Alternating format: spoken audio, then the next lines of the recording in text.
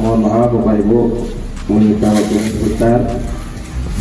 Karena ini adalah merupakan salah satu kewajiban saya mengerjakan tugas selama mengikuti PKG yang sudah berjalan hampir selesai. Jadi di tugas akhir ini saya harus memaparkan masalah praktik baik yang sama-sama kita di sini belajar apa itu praktik baik, bagaimana cara langkah-langkahnya supaya praktik baik itu berjalan dengan lancar. Jadi sebelum jauh saya menjelaskan, di sini di slide ini ada nanti beberapa bagian judul besarnya. Yang pertama coba lihat ini. Mungkin saya ingin bertanya dulu sama Bapak Ibu semua. Sebelumnya mungkin apalagi yang ibu-ibu penggerak ini sudah lebih mengetahui daripada saya. Apa itu diferensiasi itu? Ya. Jadi itu mari saya ingin mendengar pendapat dari Bapak Ibu penggerak dulu. Nanti kalau sudah ada jawabannya, mari kita simpulkan sama-sama. Silahkan Bu Titin atau Bu Esni. Saya beri kesempatan ke siapa dulu? Bu Titin.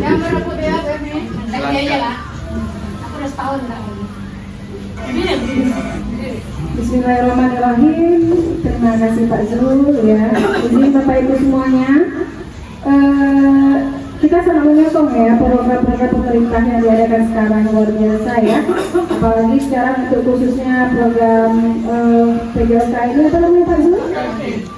Iya, PKG PJOK itu kemarin dipaparkan juga suatu kami Loka Karya ya, PKG PJOK ini ya Pak ya. Itu sangat berkaitan. Jadi memang perlu kolaborasi antara semua guru, bukan guru penggerak saja, bukan guru PKG saja, tapi semuanya. Dan untuk pembelajaran berdiferensiasi ini, saya rasa semuanya itu sudah pernah mencobanya, hanya sekarang namanya saja agak dibulatkan, ya. Pembelajaran berdiferensiasi ini yang kita pelajari ini, kita melakukan pemetaan awal dulu pada peserta didik kita sebelum kita memulai atau menciptakan model pembelajaran begitu ya Bu Ade ya, atau media pembelajaran. Kita itu harus melakukan pemetaan awal itu baik kebutuhan peserta didik kita dari skill kemampuan dulu, kemudian nanti gaya belajar, nanti ada proses belajar juga, dan di dalamnya kita akan melibatkan ya sesuai dengan abad 21 ini ya, yang berkaitan dengan teknologi, misalnya dalam pembelajaran nanti kita selipkan dengan konten salah satunya ya. Tapi yang pentingnya kita harus melakukan pemetaan awal dulu. Itu kita namakan sekarang di kurikulum Merdeka ini asesmen awal ya, atau asesmen diagnostik ya. Kalau pemahaman saya seperti itu sih. Nah, kalau tidak ada yang lainnya boleh. Terima kasih Bu Supriyatin yang sudah menjelaskan apa itu pembelajaran diferensiasi. Nah, ada lagi Ibu-ibu? Nah, kalau tidak ada lagi, jadi pembelajaran diferensiasi itu benar yang dikatakan oleh Bu Titin. Jadi di mana guru itu harus mengetahui karakter si anak, model-model belajarnya si anak, bagaimana dia cara apa istilahnya cepat menangkap pembelajaran yang akan kita ajarkan. Contohnya seperti saya pelajaran olahraga, tidak semua motorik anak itu sama. Mana tahu dia ada yang contoh macam di kelas 5A 5B itu ada sekembar itu Kanifah sama Kalila. Itu saya tidak bisa memaksakan kehendak saya. Jadi kemana dia, apa yang dia sukai dalam belajar olahraga tersebut. Misalnya macam tadi, contoh materi kebugaran jasmani. Model-model latihannya ada beberapa, ada sit up, ada push up. Jadi si Kanifah ini yang bisanya yang apa? Ya, jadi kita harus mensupport dia. Yang penting dia mau dan senang dia melakukan itu. Jadi itu salah satu contoh pendidikan diferensiasi itu. Nah, yang kedua, pendidikan diferensiasi itu juga sangat perlu dukungan, yaitu dukungan dari orang tua. Kalau misalnya hanya kita yang mengapakan si anak, tapi di rumah dia tidak tahu menahu sama sekali tentang apa yang dia belajar di sekolah, maka kita guru ini sangat harus betul-betul menjaga dan mengontrol si anak tersebut. Karena apa? Karena diferensiasi ini sebenarnya sudah seperti Titin katakan tadi, sudah kita menjalankan model-model pembelajaran seperti itu. Tapi di sini lebih diapakan lagi, kebutuhan si anak itu harus kita benar-benar utamakan. Ya. Kira-kira seperti itu, Bapak Ibu. Nah, jadi dalam proses kesiapannya itu di sini ada beberapa menurut para ahli.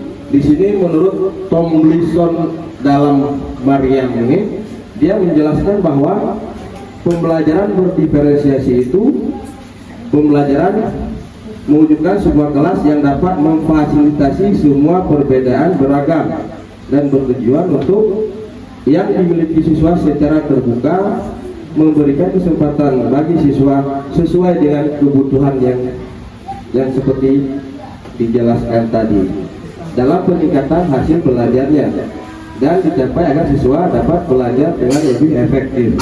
Jadi itu menurut si pendapat para ahli tersebut. Jadi kesiapan pembelajaran diferensiasi itu yang pertama sekali memang sangat contoh seperti pelajaran saya sebagai guru olahraga, untuk keterampilannya yang sangat dibutuhkan yang pertama adalah fisik. Ya. Mungkin kalau di pelajaran lain pun sama. Kalau misalnya si anak kurang sehat atau demam, mungkin dia hanya duduk dengan diam tidur dalam kelas kan. Nah, yang kedua adalah mental dia juga sangat mendukung si anak untuk belajar. Yang selanjutnya itu kognitif ini pengetahuan. Okay. Nah, ini kesiapan mental dan emosional. Di sini ada motivasi, habis itu ada kepuasan dan rasa aman, pengelolaan emosi. Lagi Pak ya? Ada di sini ada kesiapan kognitif, ada pengetahuan dasar, ada keterampilan berpikir, ada keterampilan memori, dan terakhir itu kesiapan sosial, interaksi sosial, dukungan keluarga. Yang seperti saya katakan tadi. Jadi dukungan untuk keluarga ini keterlibatan orang tua atau keluarga dalam proses belajar si anak. Jadi dapat mempengaruhi dia dalam kesiapan untuk belajar. Percuma kita di sini mengontrol si anak, memberi motivasi si anak, tapi dukungan orang tua tidak ada. Jadi yang ini kesiapan lingkungan juga sangat mempengaruhi, apalagi seperti saya guru olahraga. Lingkungannya yang harus tenang, kondusif, fokus, misal lapangannya tidak ada duri, kaca segala macam. Jadi salah satu itu untuk menjaga si anak dalam proses pembelajaran. Nah, di sini ada strategi pembelajaran. Yang pertama konten, yang kedua proses, yang ketiga produk. Nah, konten ini misal dia ada anak mungkin yang dia mengetahui pelajaran atau memudahkan dia mengerti itu dengan cara yaitu konten. Apa itu konten? Konten salah satunya itu bentuk audio atau video. Kita perlihatkan ke si anak.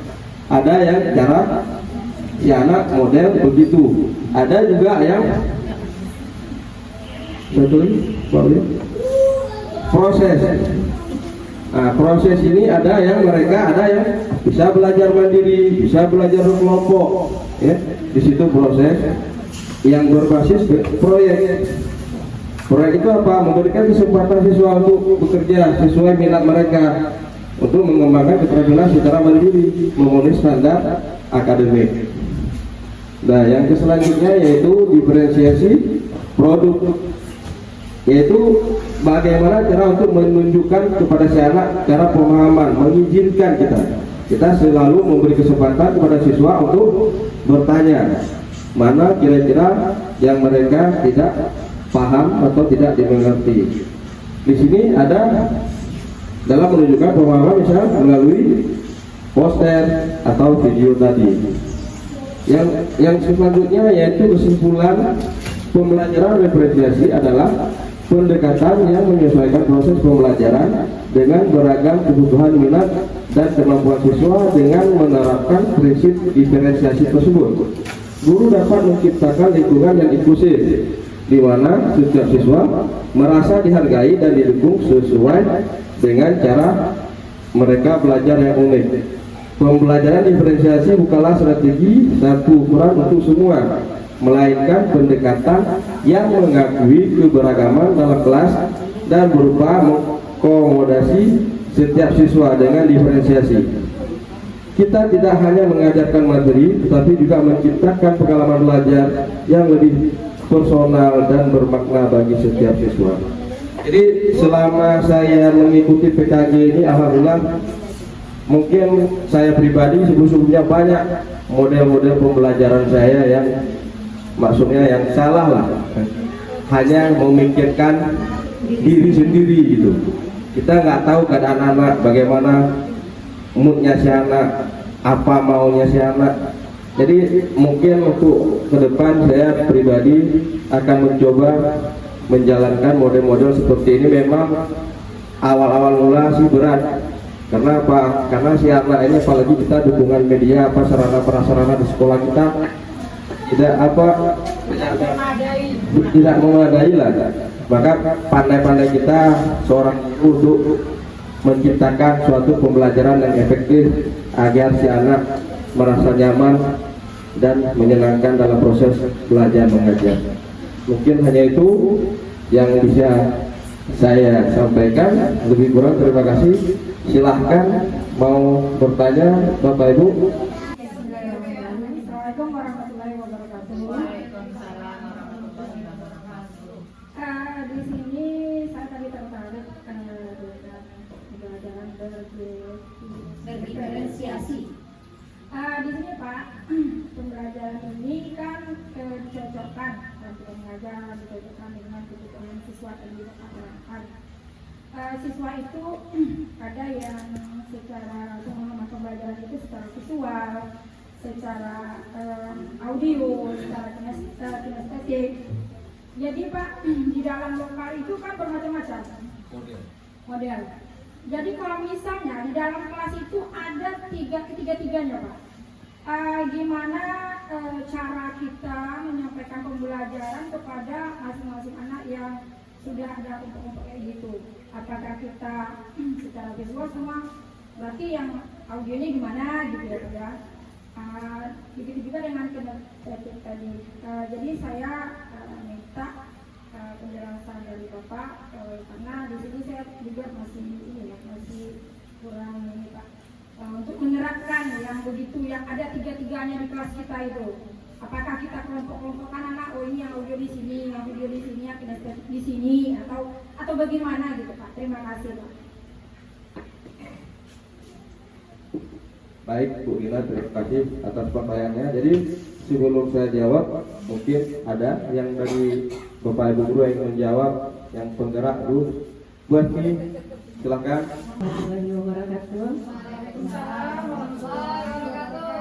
Saya akan mencoba sedikit memberikan pengetahuan saya terhadap pertanyaan dari Bu Remember, bagaimana cara kita memilah-milahkan pembelajaran pada tiga proses pembelajaran yang kita terapkan dalam kelas ya. Kita lihat dulu Bu Rina, pembelajaran kita tidak langsung ada langsung prosesnya Bu Rina, sesuai dengan pembelajaran yang ada di dalam kelas itu. Karena di dalam kelas 3 itu tidak semua bisa yang kita tampilkan, misalnya produk-produk ya. Ada pembelajaran itu tidak harus menggunakan produk. Ya. Jadi kita menggunakan proses. Ya, prosesnya itu dia ada proses, produk dan konten ya. Seperti itu ya. Jadi kalau konten itu semacam video. Ya, video bagi anak yang tidak bisa untuk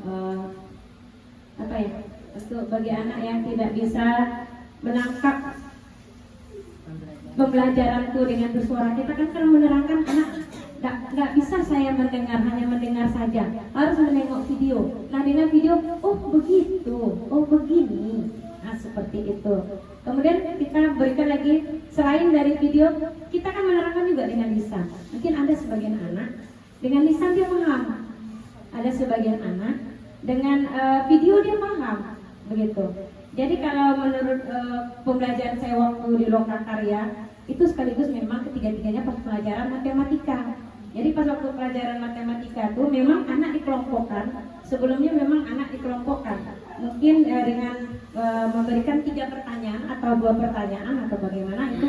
Di situ anak pas kami Rokaya, di situ anak dikelompokkan langsung saat itu pas pembelajaran itu. Sebenarnya pengelompokan itu berdasarkan kalau pemahaman saya berdasarkan pembelajaran ya, bukan harus dia aja kelompokan, tak bisa. Belum tentu. Pas pelajaran bahasa Indonesia dengan IPA, belum tentu anak itu pandai IPA saja, belum tentu anak itu bahasa Indonesia saja, ya kan? Jadi pemetaan yang pertama itu sesuai dengan pembelajaran kita saat itu. Jadi kita petakan, ya. Terus anak itu ada sudah dipetakan pembelajarannya pas matematika saat itu. Jadi gurunya ada 3 proses, 3 diferensi yang langsung ditampilkannya. Yang proses pertama itu dia menerangkan dulu dengan materi sesuai dengan pemahaman dari materi. Itu kalau nggak salah itu penjumlahan, ya. Ada menggunakan materinya penjumlahan. Terus yang kedua konten, dibuat contoh-contoh sesuai dengan gambar. Yang ketiga baru medianya ini. Oh ini semacam kayak benda itu. Nah nanti pengelompokannya nanti kan sudah dikelompokkan itu. Kan pas pelajaran matematika. Nah ini anak yang ini berarti dia benda. Kita sesuaikan benda, kita bantu dengan benda. Atau kita bantu dengan membuat sebuah gambar sesuai dengan pembelajaran itu. Ya kan? Kalau anak yang pintar dengan cara berpikir seperti itu udah dapat dia perkelompokannya. Nah, seperti itu Bu Rina. Itu menurut pemahaman saya sesuai dengan materi pembelajaran yang Bu Rina sampaikan pada saat itu. Mana yang bisa kita lakukan untuk itu. Demikian Bu Rina, terima kasih. Terima kasih Bu Evni atas penjelasan tadi. Berarti dari penerangan Bu yang tadi Bu Evni terangkan tadi, saya mengambil kesimpulan bahwa apabila dalam satu kelas itu anak ada audio, ada visual, ada kinestetik tadi, kita langsung ketiganya kita menerangkan walaupun anak itu di kelompok-kelompokkan, tetapi dengan cara menerangkan terus kita tampilkan videonya, berarti langsung ya Bu ya, ketiga-tiganya bisa sekali jalan, berarti tidak oh ini audio aja, bukan ya Bu ya. Oke, terima kasih Bu Yami atas penjelasannya. Nampaknya sudah tadi agak abu-abu, sekarang sudah agak jelas, alhamdulillah. Terima kasih. Saya kembalikan kepada saudara. Terima kasih atas jawabannya Bu Emi, dan terima kasih juga atas Bu Rina yang sudah menanyakan pertanyaan yang luar biasa bagusnya. Nah, jadi saya mencoba untuk mengaitkan dengan saya guru bidang studi olahraga. Kalau menurut pertanyaan Bu Rina tadi, kita kan kalau guru kelas ini Bu, kelas 4, 5, 6 ya. Jadi kalau saya kalau anak ada yang model-model seperti itu, saya jelas maksudnya saya membiarkan si anak itu tetap belajar seperti yang apa dia inginkan. Nanti kan mungkin di semester 2 atau di kelas selanjutnya akan lebih kita fokuskan pada si anak tersebut. Jangan sampai dia tidak ada perkembangan gitu. Yang saya lakukan sih seperti itu, karena kita guru kelas saling saling berkaitan. Jadi begitu. Jadi sekian dari saya. Terima kasih. Ada lagi Bapak Ibu? Ada? Sudah, kalau tidak ada lagi saya akhiri. Terima kasih untuk Bapak Ibu semua atas waktunya. Mohon maaf apabila saya ada salah-salah kata, salah bahasa, karena kesempurnaan milik Allah Subhanahu wa Ta'ala, karena kekurangan hanyalah milik hamba insan yang biasa. Saya akhiri. Assalamualaikum warahmatullahi wabarakatuh.